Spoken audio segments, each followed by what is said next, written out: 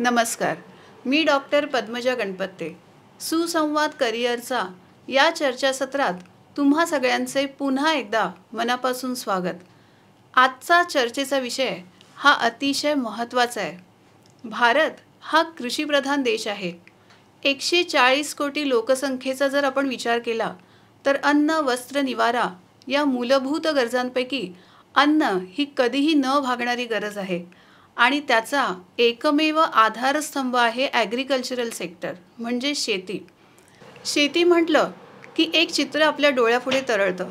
ते म्हणजे पाण्याची टंचाई, पैशाची कमतरता, पिकांचं नुकसान, कमी बाजारभाव, केमिकल फर्टिलायझर्सचा वापर, एअर पोल्युशन, सिंचन प्रणालीतील अनियमितता. पण आता चित्र काहीसं बदलतंय. शेतीमध्येही उत्क्रांती होऊ लागली आहे. आजचा तरुण कमीत रिसोर्सेसमध्ये जास्तीत जास्त उत्पादन कसे घेता येईल तर ह्याच्या मागे लागला आहे.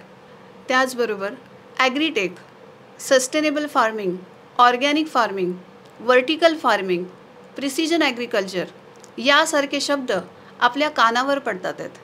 तर ॲग्रिकल्चर सेक्टरमध्ये आताचे जे अपकमिंग ट्रेंड्स आहेत त्याचा आढावा घेण्यासाठी आणि आत्ताचा जो विद्यार्थी आहे ज्याला ॲग्रिकल्चरमध्ये करिअर करायचं आहे त्याला करिअर मार्गदर्शन करण्यासाठी आज इथे आपण एका खास व्यक्तींना, मान्यवरांना आमंत्रित केलं आहे आणि त्यांचं नाव आहे doctor Prashant Pawar. Welcome sir. आमच्या पॉडकास्टमध्ये तुमचं स्वागत असो. डॉक्टर प्रशांत पवार हे कृषी पदवीधर असून 16 वर्षापेक्षा अधिक काळ ते कॉर्पोरेट सेक्टरमध्ये कार्यरत आहेत. Training, business development, human resource, management consultant अशा मल्टिपल डोमेनमध्ये त्यांचा अनुभव आहे. इन्फोसिस, HP, हिताची सोल्युशन्स सारख्या कंपनीजमध्ये त्यांनी मॅनेजमेंट कन्सल्टंट म्हणून काम केलेलं आहे. ॲग्री बिझनेस मॅनेजमेंट आणि डेव्हलपमेंट यामध्ये त्यांचं एक्सपर्टीज आहे.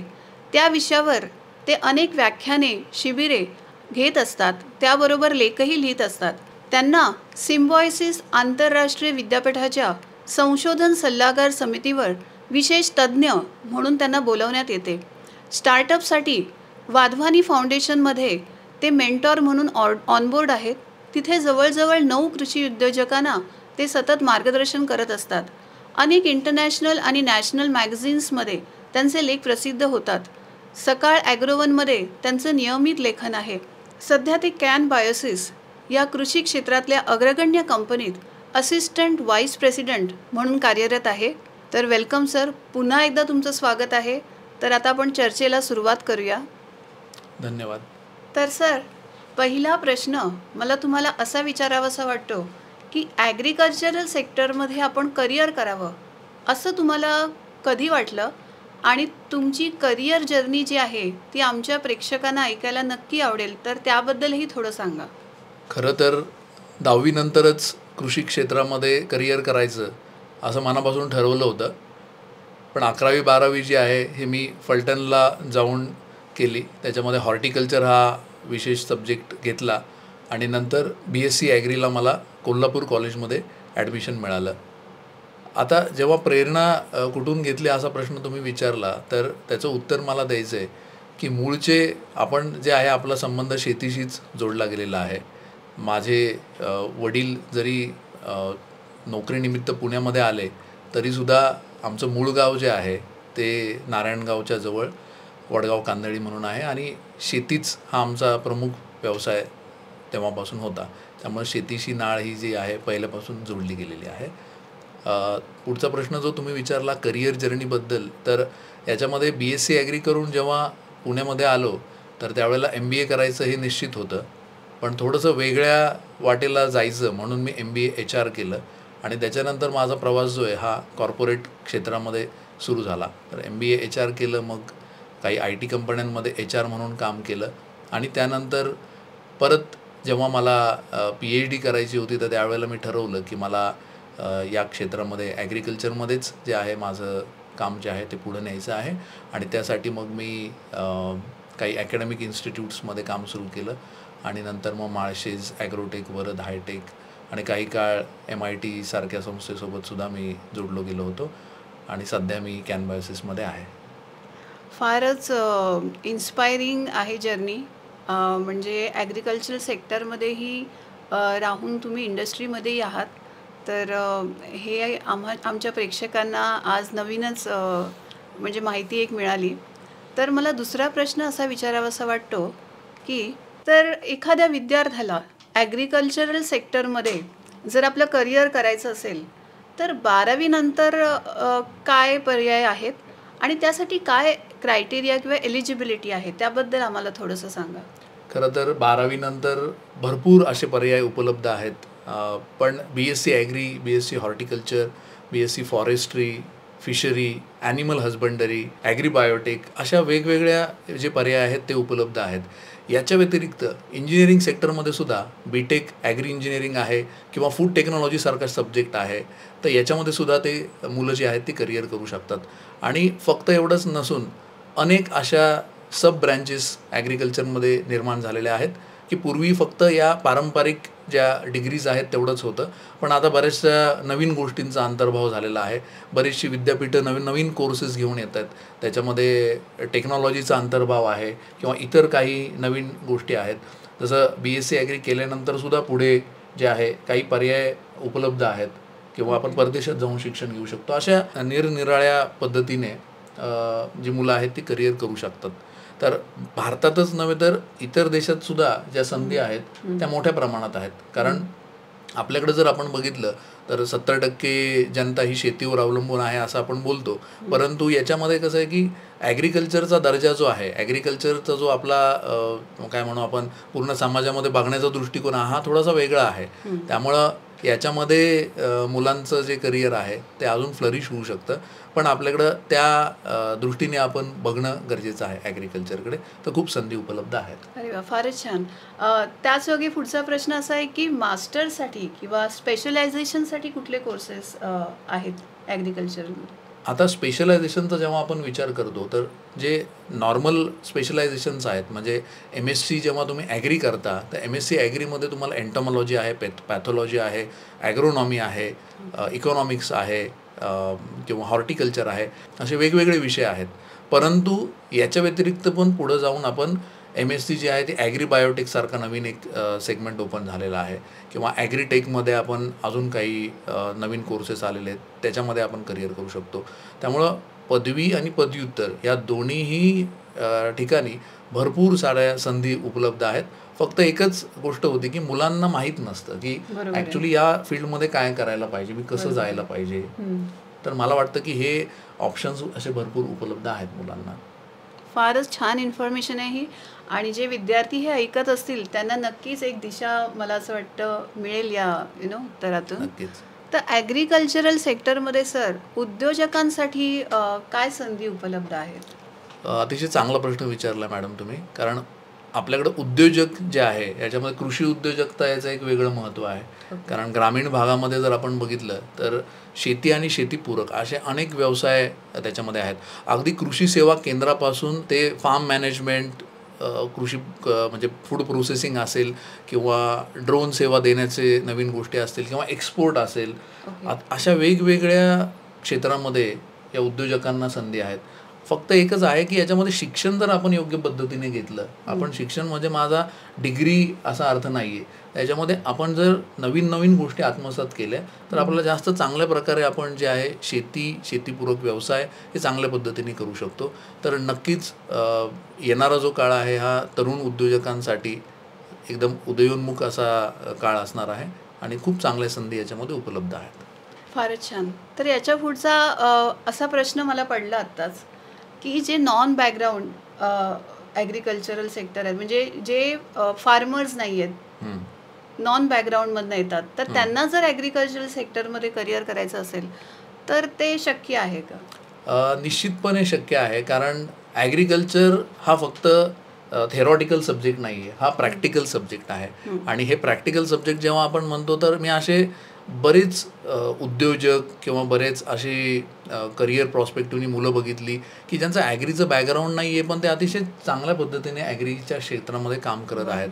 आता याच्यामध्ये महत्त्वाचं काय आहे की जेव्हा आपण कुठलाही व्यवसाय किंवा नोकरी करत असतो तर याच्यामध्ये नुसतं पुस्तकी ज्ञान म्हणजे असून उपयोग नाही आहे. पुस्तकी ज्ञानासोबत आपल्याला तशा पद्धतीचा प्रॅक्टिकल एक्सपिरियन्स आणि एक्सपोजर हे दोन्ही गोष्टी खूप महत्त्वाच्या आहेत. आणि त्या जर नॉन ॲग्री बॅकग्राऊंडवाल्या मुलांनी जर घेतल्या तर निश्चितपणे या क्षेत्रामध्ये अतिशय चांगलं ते काम करू शकतात असं माझं मत आहे.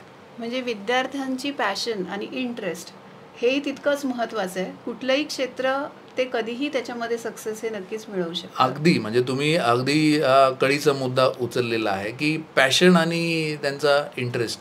कारण काय होतं बऱ्याचदा कुठून ना कुठून इन्फ्लुएन्स हा घेतला जातो.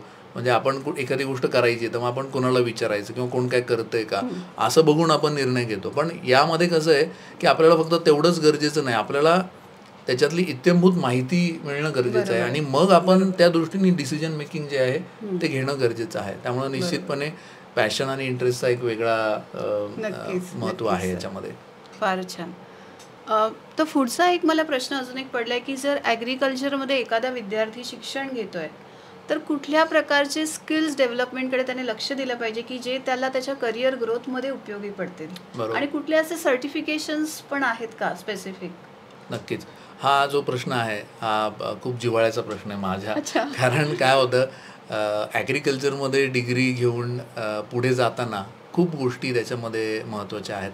कारण कसं होतं सध्याचा काळानुरूप जो शिक्षण व्यवस्थेत जो बदल होतोय तर त्याच्यामध्ये निश्चित पद्धतीने फक्त अमुक एका पद्धतीची डिग्री घेतली की आपल्याला एक नोकरी मिळणार आहे किंवा आपण त्याच्यामध्ये करिअर करू शकतो असं नसून त्याच्यामध्ये स्किल याला खूप महत्त्वाचं एक काय म्हणू आपण त्याला एक दुसरी बाजू आहे स्किलची.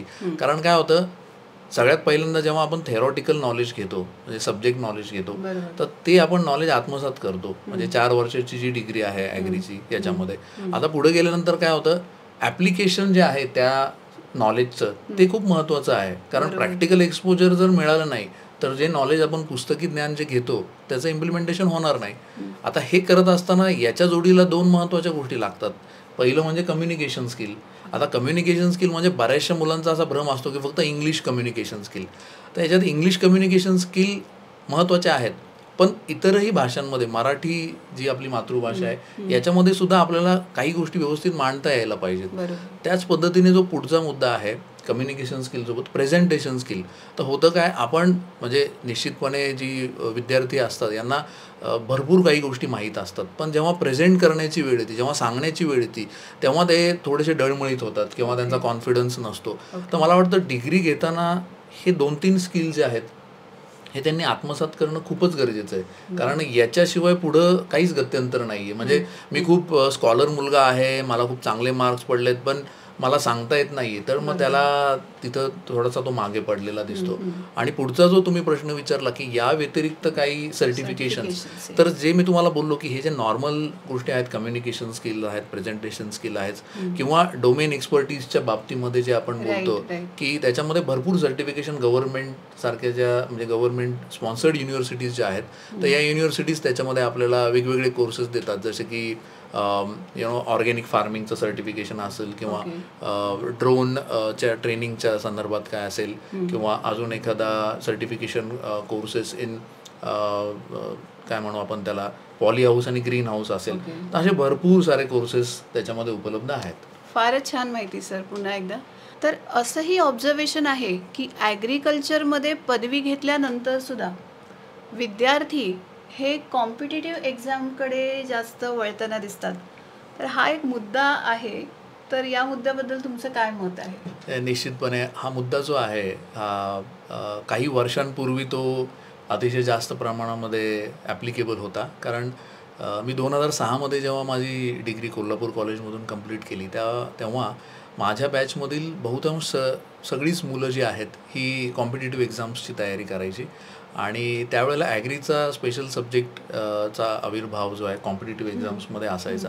त्यामुळं बऱ्याचशा मुलांचा जो कल आहे तो ॲग्रिकल्चर यासाठी ते करायचे की कॉम्पिटिटिव्ह एक्झाम्समधून पुढे जाता येईल. पण आता होतं काय नेमकं कॉम्पिटिटिव्ह एक्झाम्समध्ये सगळ्यांनाच यश मिळतं असं नाही आहे. मग मुलं किती दिवस त्याच्यामध्ये त्यांनी खर्च करायला पाहिजे, किती वर्ष त्याच्यामध्ये घालवायला पाहिजे हाही एक मुद्दा चर्चेचा आहे.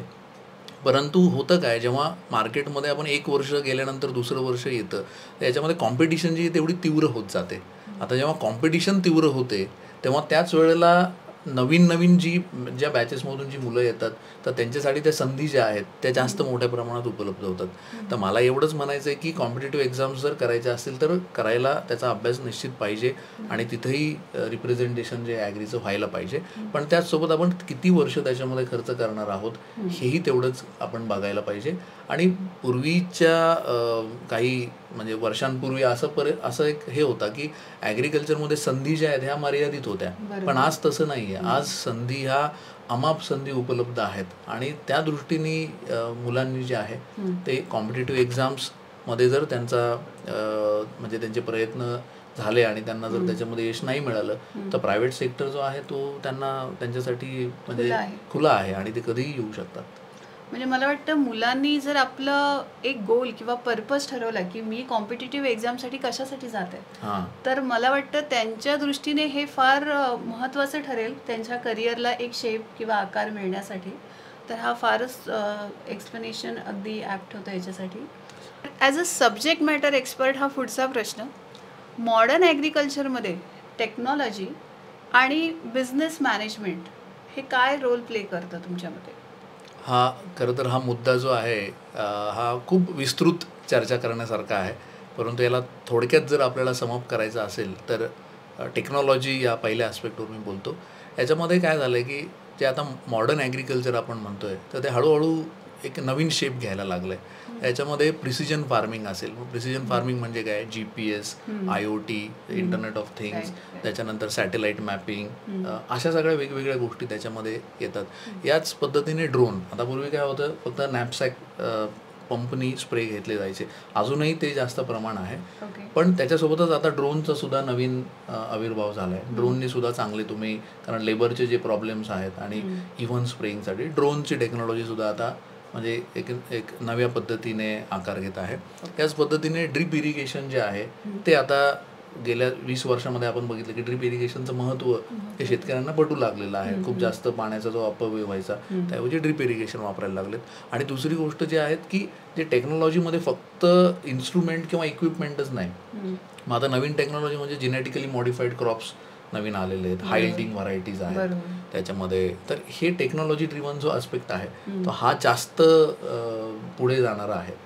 आणि आता दुसरा जो मुद्दा आहे बिझनेस मॅनेजमेंटचा, तर याच्यामध्ये तर अगदी खूप जास्त पद्धतीने जो आहे नवनवीन कन्सेप्ट येत आहेत. मग आता नुसतं ट्रॅडिशनल बिझनेस मॅनेजमेंट नाही, मग त्याच्यामध्ये सप्लाय चेन मॅनेजमेंट आहे, लॉजिस्टिक्समध्ये खूप चांगल्या पद्धतीने काम होतं. ई-कॉमर्स जे आहे ते नवीन शेप घेऊ लागलेलं आहे. याच्यामध्ये फ्लिपकार्ट सारख्याच अनेक ई-कॉमर्सच्या कंपन्या ज्या शेतकऱ्यांच्या अगदी बांधापर्यंत जाऊन वेगवेगळ्या ज्या सुविधा आहेत त्या त्यांना देतात. याच पद्धतीने फायनान्शियल इन्क्लुजन त्याच्यामध्ये जास्त झालेलं आहे. म्हणजे फॉर एक्झाम्पल पूर्वी काय व्हायचं, बँक लोन जर शेतकऱ्यांना हवे असेल तर आता खूप मायक्रो फायनान्स कंपन्या, NBFCs आहेत, शेतकऱ्यांना खूपशा गोष्टी त्या डोअर स्टेपपर्यंत देतात. याच पद्धतीने जेव्हा आपण म्हणतो की डेटा ड्रिव्हन गोष्टींसाठी जास्त महत्त्व निर्माण झालेलं आहे. म्हणजे पूर्वी काय व्हायचं की मी एखादं अमुक एक पीक घ्यायचं आहे तर शेतकऱ्याला लिमिटेड रिसोर्स असायचे. आता काय झालेलं आहे की आता डेटा ड्रिव्हन आणि बाकीच्या गोष्टींमुळं एवढं त्याला काय म्हणू आपण एक वेगळं महत्त्व आलं आहे आणि शेतकरीसुद्धा अवेअर झाला आहे. म्हणजे पूर्वी जे होतं की शेतकऱ्याचं नॉलेज लिमिटेड असायचं, आता तसं नाही राहिलेलं. आता शेतकऱ्यांचं पण नॉलेज जास्त झालेलं आहे आणि याला कुठंतरी आपल्याला ॲग्रिकल्चर हा ॲग्री बिझनेस मॅनेजमेंटकडे वळवण्यासाठी आपल्याला विद्यार्थ्यांशिवाय दुसरा पर्याय नाही. जे या क्षेत्रामध्ये काम करत असलेले उद्योजक आहेत, विद्यार्थी आहेत, हेच आपल्याला कृषी क्षेत्र जे आहे याला कृषी व्यवसायाकडं घेऊन जाणार आहे. त्यामुळं टेक्नॉलॉजी आणि बिझनेस मॅनेजमेंट या दोन्ही गोष्टींचा खूप जास्त जो आहे इम्पॅक्ट होणार आहे. म्हणजे AI, टेक्नॉलॉजी, मॅनेजमेंट हा आता शेतीचा जो मोहरा आहे किंवा ॲग्रिकल्चरल सेक्टरचा जो मोहरा आहे तो आता पूर्ण बदलून टाकणार आहे. तर हा फारच महत्त्वाचा मुद्दा आहे आणि विद्यार्थ्यांनी याची नोंद घ्यावी. आणि ॲग्रिकल्चरमध्ये करिअर करायचं असेल तर या सगळ्या गोष्टी कन्सिडर नक्की कराव्यात. तर सर, आत्ता तुम्ही AI ड्रिव्हन टेक्नॉलॉजी हा शब्द वापरलात, तर हा शब्दातच मी आता पुढे घेऊन जाते की पारंपरिक शेतीच्या तुलनेत AI ड्रिव्हन टेक्नॉलॉजीमुळे कसा फरक पडला आहे, तर आमच्या प्रेक्षकांना काही उदाहरणासहित तुम्ही सांगितलं तर बरं होईल. अगदी छान प्रश्न विचारला तुम्ही. त्यासाठी तुमचे धन्यवाद. कारण काय होतं की शेतकरी जेव्हा शेती करतो तो वेगवेगळ्या टेक्निक्स तो जे ते फॉलो करत असतो किंवा वेगवेगळ्या गोष्टींचा तो आविर्भाव करत असतो. तर आता पूर्वी कसं होतं, एक ट्रॅडिशनल पद्धतीचं शेती व्हायची. आता काय झालं, त्याच्यामध्ये मेकॅनायझेशन आलं आहे. जेव्हा आपण मेकॅनायझेशन म्हणतो म्हणजे काय, ऑटोमेशन. म्हणजे मला आठवतं मी सांगोल्याला एका शेतकऱ्याच्या घरी गेलो होतो. तर डाळिंबाची बाग होती, साधारण 20 ते 25 एकर डाळिंबाची बाग. तर त्याच्यामध्ये संपूर्ण ऑटोमेशन त्यांनी केलेलं आहे. तर त्याच्यामध्ये फार गोष्टी म्हणजे रोज जाऊन बघायलाच पाहिजे असं नाही आहे, सगळं ऑटोमेट करून टाकलेलं आहे. मग त्याच्यामध्ये काही सेन्सर्स आहेत ते बसवलेले आहेत. किंवा याच्यामध्ये मी जे मागाशी बोललो की डेटा ड्रिव्हन डिसिजन्स जे आहेत, तर याच्यामध्ये काय होतं की गेल्या 4 वर्षाचा डेटा तुम्हाला मिळतो की वेदरचा डेटा काय आहे किंवा क्रॉपिंग पॅटर्न काय आहे, कुठले रोग कीड येतात. मग त्यानुसार तुम्ही निर्णय जो आहे तो तुम्ही म्हणजे प्रोएक्टिव्ह अप्रोच जो म्हणतो आपण, वेळेच्या अगोदर आपण तयार होतो. आणि मग याच्यामुळं जास्त चांगल्या पद्धतीचं जे आहे उत्पादन हे निघतं. तशाच पद्धतीने मार्केट इंटिग्रेशनसुद्धा आता एक नवीन मुद्दा आलेला आहे की स्टार्ट टू एंड सगळं मार्केट इंटिग्रेशन त्याच्यामध्ये व्यवस्थित होतं. पॉली हाऊस किंवा ग्रीन हाऊसमध्ये वेगवेगळ्या ज्या भाजीपाला घेतला जातो तर त्याला शहरी भागातून जास्त डिमांड आहे. त्यामुळे टेक्नॉलॉजीचा खूप जास्त पद्धतीने जो म्हणतो आपण बदल होताना दिसत आहे. आता अजून एक मला उदाहरण द्यायला चांगलं आवडेल तुम्हाला. किल्लारी हे गाव तुम्ही ऐकलं असेल, लातूर जिल्ह्यातलं एक गाव आहे. तर किल्लारी या गावामध्ये म्हणजे एक काळ ते भूकंपग्रस्त गाव होतं. आणि आता सध्या तिथं जर तुम्ही बघितलं तर तिथले जे द्राक्ष आहेत हे युरोपमध्ये एक्सपोर्ट होतात. आता युरोपमध्ये एक्सपोर्ट होतात आणि मी जेव्हा त्या शेतकऱ्याकडे कॅन बायोसिसच्या माध्यमातून मला तिथं जाण्याची संधी मिळाली आणि जेव्हा तिथं गेलो तर असंच आम्ही शेतकरी आणि आम्ही थोडंसं गप्पा मारत बसलो होतो. तर त्याच्याकडे एक मोबाईलवर एक ॲप्लिकेशनवर एक अलर्ट आला. तर तो मला म्हटलं की सर माझ्या बागेमधलं मॉइश्चर कंटेंट जे ते ड्रॉप डाऊन झालेलं आहे आणि मला तिथं जायला पाहिजे, तुम्ही थांबा इथे, मी आलो. तर हे माझ्यासाठी थोडंसं एक म्हणजे काय अचंबित करणारं होतं की कारण काय होतं की ज्या एरियामध्ये तुम्ही आहात, जिथं समजा एखादं जेवणासाठी तुम्हाला हॉटेल पण मिळणं थोडंसं दुर्मिळ आहे आणि तिथं जर शेतकरी युरोपियन युनियनला तो द्राक्ष एक्सपोर्ट करतोय आणि एवढ्या डेटा ड्रिव्हन गोष्टी तो करतोय, तर हे माझ्यासाठी खूप एक आनंददायी चित्र मला तिथं बघायला मिळालं आणि मी खूप खुश झालो. अगदी म्हणजे प्रत्येक मीटिंगमध्ये मी याचा उल्लेख करतो. असंच जळगावमध्ये सुद्धा जे केळी उत्पादक आहेत, केळीचे एक्सपोर्टर्स आहेत, तर ते सुद्धा नवीन नवीन टेक्नॉलॉजी जी आहेत ते तिथं घेताना दिसतात आणि केळीमुळं महाराष्ट्राचं नाव एका वेगळ्या लेवलला गेलेलं आहे. तर मला वाटतं पारंपरिक शेतीच्या तुलनेत हे टेक्नॉलॉजी ड्रिव्हन ज्या गोष्टी आहेत ह्या पुढचं भविष्य बदलणाऱ्या गोष्टी आहेत आणि ह्या मुलांसाठी खूप सुवर्ण संधी आहे असं मला सांगायचं आहे. मला वाटतं की नॅशनल जिओग्राफिक चॅनलवर पूर्वी आपण फक्त परदेशामध्ये अशा गोष्टी पाहायचो आणि आता तुमच्यामुळे आम्हाला कळलं की आपल्या भारतामध्ये, महाराष्ट्रामध्ये सुद्धा आता AI मुळे शेतीचा प्रभाव आणि याच्या टेक्नॉलॉजीचा प्रभाव शेतीवरती पडलेला आहे. तर फारच आनंद झाला. फार रंजक आहे हे, अशी म्हणजे बरीच एक्झाम्पल्स ऐकायला सुद्धा. आणि धन्यवाद हे तुम्ही कव्हर केल्याबद्दल या प्रश्नामध्ये. आता एक थोडीशी सिरियस कन्सर्न मला तुमच्याबरोबर शेअर करावीशी वाटते. तर ती ट्रेनर्सबद्दल की जे कृषी उद्योजक आहेत तर त्यांना कुठल्या आव्हानांना सामोरं जावं लागतं आणि त्यांना त्या आव्हानांवर मात करण्यासाठी तुम्ही काय सल्ला द्याल सर? अगदी जेव्हा वेगवेगळ्या माध्यमातून या कृषी उद्योजकतेशी मी जोडलं गेलेलो आहे ते बघत असताना मला खूप काही ठिकाणी खूपच वाईट पण वाटतं की निर्णय घेताना कृषी उद्योजक जे आहेत ते कशा पद्धतीने निर्णय घेतात. तर महत्त्वाचे एक 2-4 मुद्दे आहेत ते मला तुम्हाला सांगावेसे वाटतील. पहिला आहे माहितीचा अभाव. कारण काय होतं, माहिती जी आहे, शेतकरी किंवा कृषी उद्योजक हे जेव्हा एखाद्या गोष्टीची माहिती घेतात तर बऱ्याचदा ते इन्फ्लुएन्स होतात. कोणीतरी काहीतरी आपल्याला सांगतं आणि त्याची शहानिशा न करता आपण त्याच्यामध्ये पडतो. तर माहितीचा अभाव, त्यामुळे माहिती पूर्ण घेणं गरजेचं आहे. त्याच्यामधले जे तज्ज्ञ लोक आहेत त्यांना ते विचारणं गरजेचं आहे. दुसरी महत्त्वाची गोष्ट जी आहे, जी पैशाचा योग्य विनियोग. म्हणजे काय होतं, पैसे कसे वापरायचे, पैसे येणं एक गोष्ट आहे, पण पैसे कसे वापरायचे, कुठल्या गोष्टीला आपण जास्त महत्त्व द्यायला पाहिजे, पैसे कसे खर्च करायचे, याचा सगळा एक व्यवस्थित प्लॅनिंग प्रपोजिशनने आपल्याला जावं लागतं. नाहीतर काय होतं की मी पैसे कुठे खर्च करू. कारण ग्रामीण भागामध्ये काय होतं की बऱ्याचशा गोष्टी ज्या आहेत ह्या म्हणजे लक्षात येत नाही आत्ता आपण पैसे खर्च करताना. तर हे जर बिझनेस मॅनेजमेंटच्या व्ह्यूनी जर आपण प्लॅनिंग केलं तर मला वाटतं की योग्य पद्धतीने आपण आर्थिक नियोजन तिथे बघू शकतो. आणि याच्याच व्यतिरिक्त मला अजून एक सल्ला द्यायचा आहे जो खूप महत्त्वाचा आहे असं मला वाटतं की कुठल्याही डोमेनमध्ये जेव्हा तुम्ही जाता तेव्हा त्याचं पूर्ण इत्थंभूत नॉलेज घ्या. म्हणजे काय, त्याच्यामधले वेगवेगळे कोर्सेस असतील ते करा. आता बऱ्याचशा उद्योजकांचं मग मी नोकरी नाही करणार, मी डायरेक्टली बिझनेसच करणार. पण काय होतं की असा कुठला उद्योजक आहे की डायरेक्ट तो उद्योजक झाला, त्याला काही ना काही एक्सपिरियन्स घ्यावा लागतो. तर हे आपल्या मुलांमध्ये थोडंसं कमी आहे किंवा नवीन जे कृषी उद्योजक आहे त्यांचं कमी असतं की घाई गडबड खूप जास्त होते की मला सुरू करायचं, मला आत्ता लगेच सुरू करायचं, मला बिझनेस स्वतःचा स्टार्ट करायचा आहे. तर याच्यामध्ये काय आहे की तुम्ही नोकरी करा, तुम्ही बिझनेस करा, पण अनुभव संपन्न व्हा, अनुभव घ्या. हे अनुभव जेव्हा तुमच्या जमेशी असतील तेव्हा तुम्ही निर्णय योग्य घेऊ शकता. आणि मॅनेजमेंटमधलं सगळ्यात मोठं स्किल आहे आपल्याला तर माहिती आहे, निर्णय क्षमता. पण निर्णय घेण्यासाठी आपल्याकडे काहीतरी ऑथेंटिकेट गोष्ट पाहिजे. आणि यासाठी समजा एखाद्या व्यक्तीला अमुक एका गोष्टीचं कृषी उद्योजक बनायचं आहे, तर त्याच्यामध्ये पूर्ण डीप डाईव्ह करून आपण त्याच्यामध्ये जायला पाहिजे, सगळं नॉलेज घ्यायला पाहिजे. आणि मग तुम्ही स्वतःचं चालू करताना काही अडचण नाही आहे. पण ती घाई गडबड होती की नाही मला आत्ताच सुरू करायचं. बरेचसे मुलं माझ्याकडे येतात की नाही सर मला आता मी पास आऊट झालो आहे, मला लगेच आता बिझनेस टाकायचं, मी काय करू. मग त्याला जेव्हा मी सांगतो की अरे तू थोडंसं एक्सपोजर घे थोडंसं, मग त्याचा नकार असतो. तर हे मला सांगायचं आहे की कृषी उद्योजकांची जी आव्हानं आहेत तिथं भरपूर आहेत. पण या आव्हानांवर चांगल्या पद्धतीने मात आपण करू शकतो जेव्हा आपल्याकडं एक व्यवस्थित डेटा जमा होईल आणि आपल्याकडे अनुभव चांगला असेल. तर इथे मला अजून एक गोष्ट नमूद करावीशी वाटते की जे काउन्सलर आहे, जे मेंटॉर आहेत, मला वाटतं त्यांची मदत घेणं कुठलाही बिझनेस सुरू करण्याआधी हे पण तितकंच महत्त्वाचं आहे. कारण हे मेंटॉर तुम्हाला सांगू शकतात की आता करंट ट्रेंड काय चालू आहेत, कोणते चॅलेंजेस ते फेस करू शकतात, त्यासाठी कसं त्यांना तयार राहायचं आहे. बरोबर. तर मला वाटतं मेंटॉरशिप हा पण एक इथे रोल नक्कीच प्ले करेल. हो, अतिशय योग्य मुद्दा आहे की आपण जसं म्हणतो आपल्या प्रत्येक गोष्टीमध्ये एक मार्गदर्शक आपल्याला हवा असतो. आपण आध्यात्मिक याच्यामध्ये गुरु आपल्याकडे असतात, तर ते आपल्याला दिशादर्शक म्हणून काम करतात, आपल्याला योग्य अयोग्य हे सांगतात.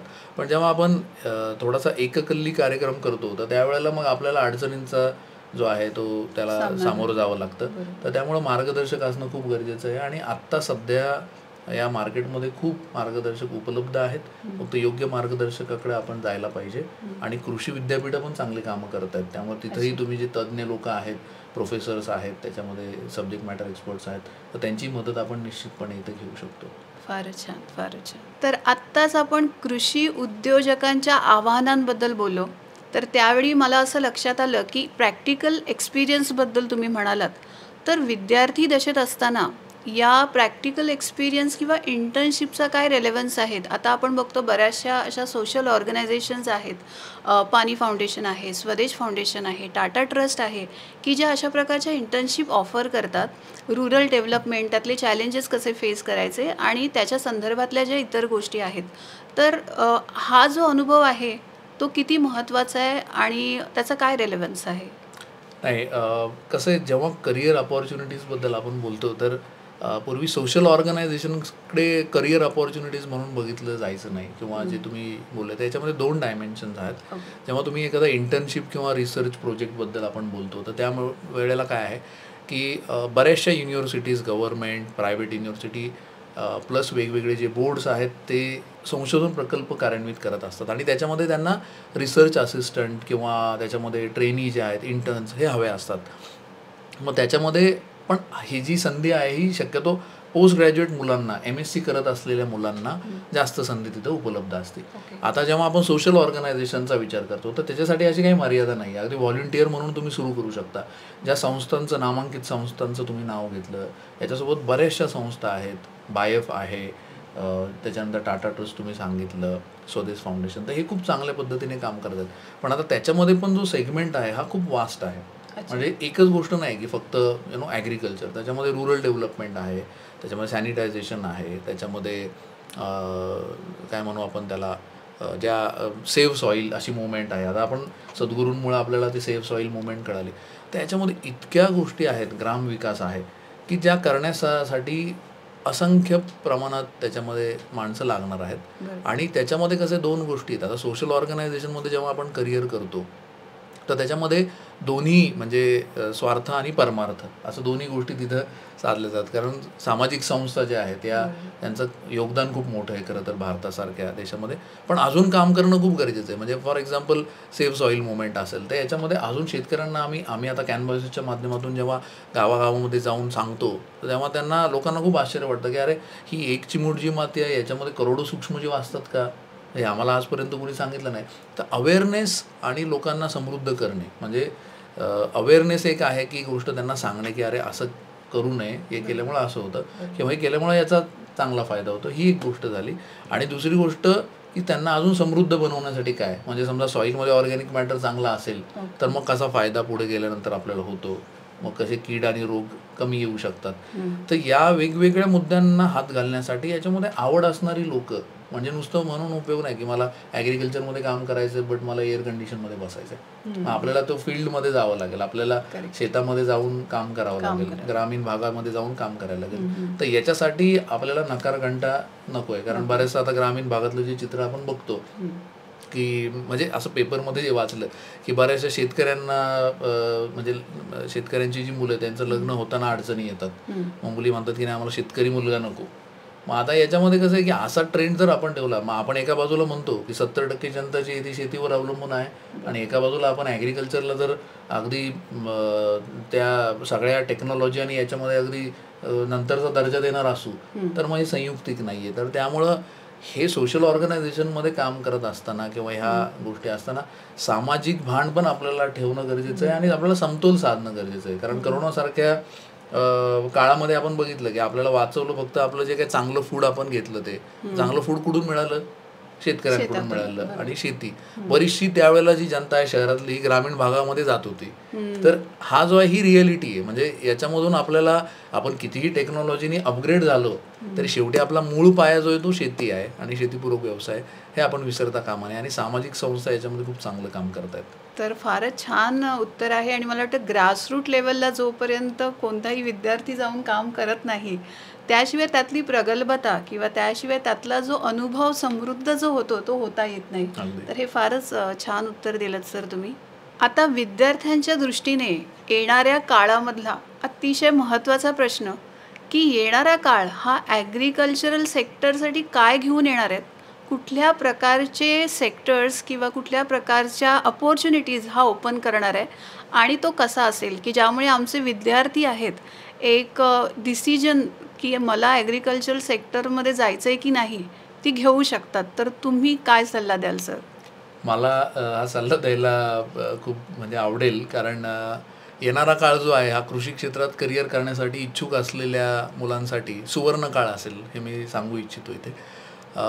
पूर्वी काय होतं की agriculture, horticulture, entomology, pathology, soil science, economics अशा ठराविक मुद्द्यांपर्यंत जे आहे करिअर हे मर्यादित होतं. पण आता तसं नाही आहे. आता प्रायव्हेट सेक्टर जो मी मागाशी तुम्हाला बोललो गव्हर्नमेंटच्या बद्दल जे मुलं करिअर कॉम्पिटिटिव्ह एक्झाम्समध्ये करतात त्यामध्ये, तर तसंच आपल्याला खूपसे सेक्टर ओपन झालेले आहेत. याच्यातले जवळपास 20पेक्षा जास्त क्षेत्र याच्यामध्ये आहेत. तर पहिलं आहे बँक्स. तर बँकिंग जे आहे याच्यामध्ये आपल्याला माहिती आहे की ॲग्रिकल्चरल बँकिंगसाठी एक वेगळं सेगमेंट आहे. माझ्या स्वतःच्या बॅचमधले जवळपास 30 ते 35 मुलं जे आहे ते you just name the bank आणि they have their presence. Nationalise private सगळ्या बँकांमध्ये ही जे आहेत ॲग्रिकल्चरचे एक्सपर्ट्स लागतात. याच्या व्यतिरिक्त जे इन्शुरन्स सेक्टर आहेत ते मोठ्या पद्धतीने ओपन झालेलं आहे. याच्याचबरोबर मला सांगायचं आहे की आय टी जे आहे, आय टीमध्ये डोमेन एक्सपर्ट्स लागतात. तर त्याच्यामध्ये बरेचसे अपॉर्च्युनिटीज ज्या आहेत त्या ओपन झालेल्या आहेत. तुम्ही अगदी इन्फोसिस किंवा TCSचं जर ओपन केलं वेबसाईट, त्याच्यामध्ये ॲग्रिकल्चरल हे टाकलं तर त्याच्यामध्ये तुम्हाला भरपूर गोष्टी दिसतील. हे पूर्वी नव्हतं, हे आता नवीन आलेलं आहे. आणि फक्त या कंपन्या फक्त भारतामध्ये नाही, भारताबाहेरील शेतकऱ्यांना सुद्धा सेवा देतात. त्यामुळे इथं निश्चित करिअरची संधी आहे. तसंच फूड प्रोसेसिंग किंवा फूड टेक्नॉलॉजी आहे, हे सेगमेंट खूप मोठ्या प्रमाणाने एक भरारी घेत आहे.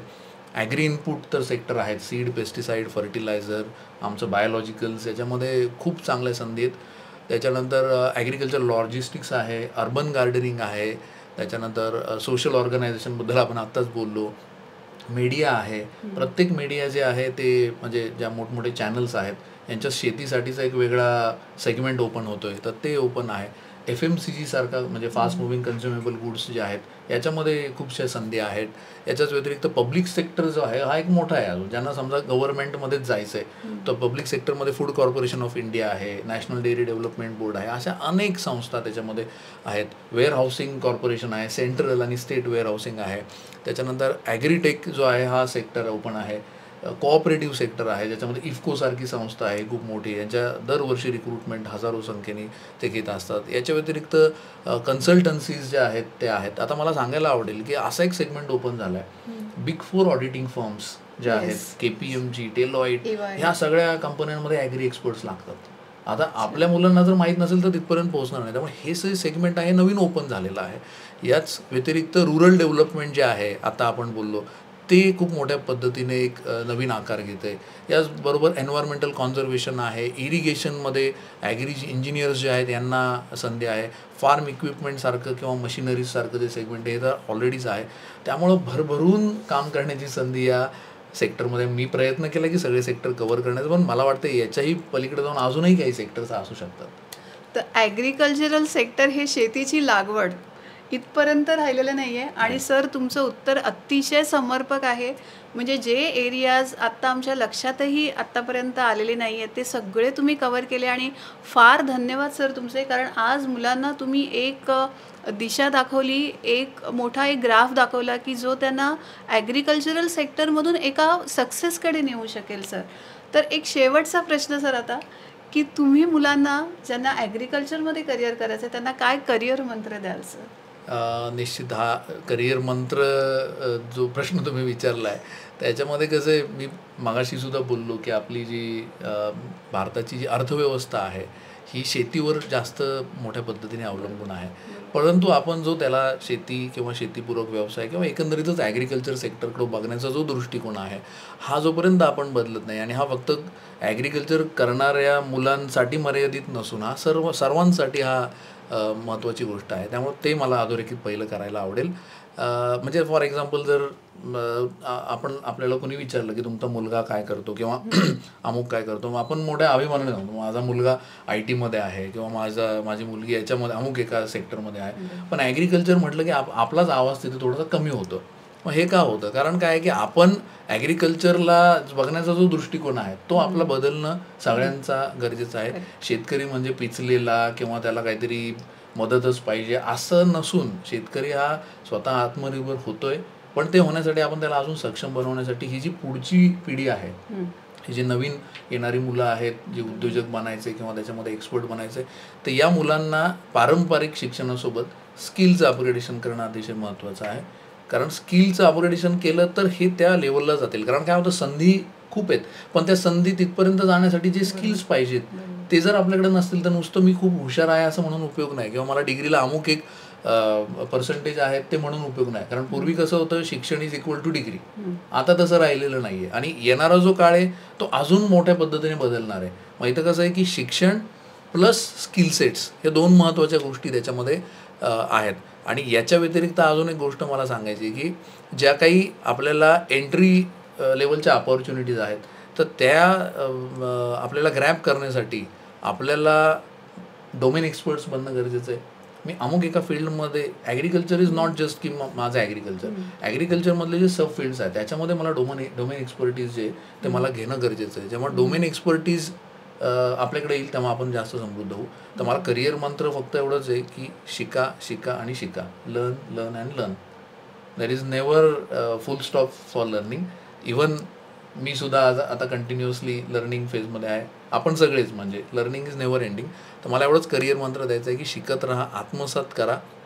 जे तुम्हाला माहीत नाही आहे त्यासाठी तुम्ही खूप, फक्त आपल्या हातामध्ये स्मार्टफोन असून किंवा आयफोन असून उपयोग नाही, तो कसा वापरायचा ही खूप महत्त्वाची गोष्ट आहे. त्यामुळे ते ज्या माणसाला माहिती आहे कसा वापरायचा तो खरा सक्सेसफुल माणूस, असं म्हटलं तर काही वावगं ठरणार नाही असं मला वाटतं. आणि हाच मला करिअर मंत्र द्यायचा आहे. तुमच्या चॅनलच्या सर्व विद्यार्थी जे आहेत त्यांना माझ्या खूप खूप शुभेच्छा.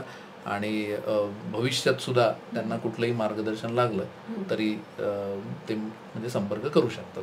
खूप खूप धन्यवाद सर, तुमचे खरंच आभार. मला वाटतं तुम्ही आज ज्या प्रकारे समर्पक उत्तरे दिली आहेत त्यातनं पालकांचा एक जो ॲटिट्यूड आहे ॲग्रिकल्चरल सेक्टरकडे बघण्याचा, तो नक्कीच बदलेल आणि त्यातच आजच्या पॉडकास्टचं जे आहे ते मला वाटतं एक सक्सेस किंवा आपला जो हेतू आहे हा पॉडकास्ट करण्याचा तो नक्की सफल झाला आहे असं मला वाटतं. तर वेळात वेळ काढून आज तुम्ही आमच्या पॉडकास्टमध्ये सहभागी झालात त्याच्यासाठी तुमचं पुन्हा एकदा सर आभार. तरुण विद्यार्थ्यांना मला एवढंच सांगायचं आहे की आपल्याकडे पूर्ण कॉन्फिडन्स आहे. आपल्याला फक्त सब्जेक्ट नॉलेज घेऊन स्किलचा आपल्याला अपग्रेडेशन करून या फील्डमध्ये न घाबरता आपल्याला यायला पाहिजे. कोण काय म्हणतं याच्याकडे लक्ष देऊ नका. या फील्डमध्ये खूप संधी आहेत. याच्यामध्ये तुम्ही या आणि तुमचं करिअर याच्यामध्ये पूर्ण ताकदीने तुम्ही पुढे जाल याची मला निश्चित खात्री आहे. असा मला संदेश सगळ्या विद्यार्थ्यांना द्यायचा आहे. तर आमच्या यूट्यूब चॅनेलला सुसंवाद करिअरचा याला सबस्क्राईब करा. याच प्रकारचे वेगवेगळे पॉडकास्ट घेऊन आम्ही तुमच्यासमोर नक्की येऊ. कमेंट करा. तुम्हाला जर ॲग्रिकल्चरल सेक्टरविषयी तुमचे काही प्रश्न असतील तर ते कळवा. या पुढचा कुठला पॉडकास्ट आम्ही तुमच्यासमोर आणू शकतो त्यासंबंधीही तुम्ही कमेंट करा. तर नक्की लाईक शेअर आणि सबस्क्राईब करा आणि पुन्हा भेटूया. धन्यवाद.